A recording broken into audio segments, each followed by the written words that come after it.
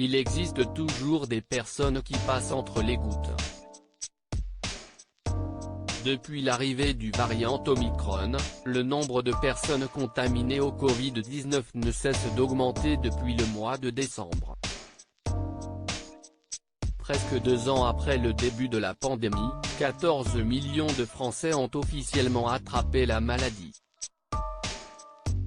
Un chiffre qui, selon le ministre de la Santé, Olivier Véran, devrait être revu à la hausse avec la résurgence de ce dernier variant, pour lequel quand on fait 370 000 diagnostics un jour donné, on peut considérer qu'on est en réalité pas loin du million.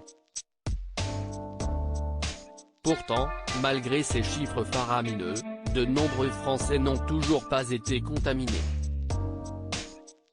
BFMTV.com a retrouvé la trace de certains d'entre eux afin de découvrir quel était leur profil type. Comme Claudine, une Parisienne qui a expliqué son secret: « Déjà, je suis vaccinée, j'ai les 3 doses. Et puis je fais attention, j'ai un masque FFP2 pour prendre le métro, là on a des distances. Je continue ma vie, il y a des gens qui ne sortent plus du tout, mais pas moi », a-t-elle expliqué. Je ne sais pas si est mais gêne ou si est juste de la chance. Un détail frappe parmi tous les Français interrogés, la peur de la maladie.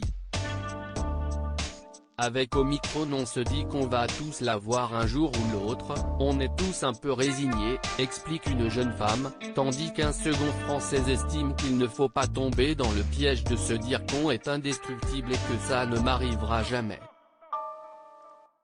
D'un autre côté, je pense que statistiquement il y a plein de gens qui sont comme moi et qui n'ont pas eu le Covid.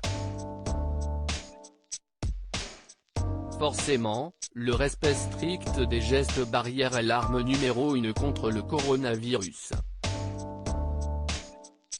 Mais certaines personnes pensent qu'elles sont nées sous une bonne étoile.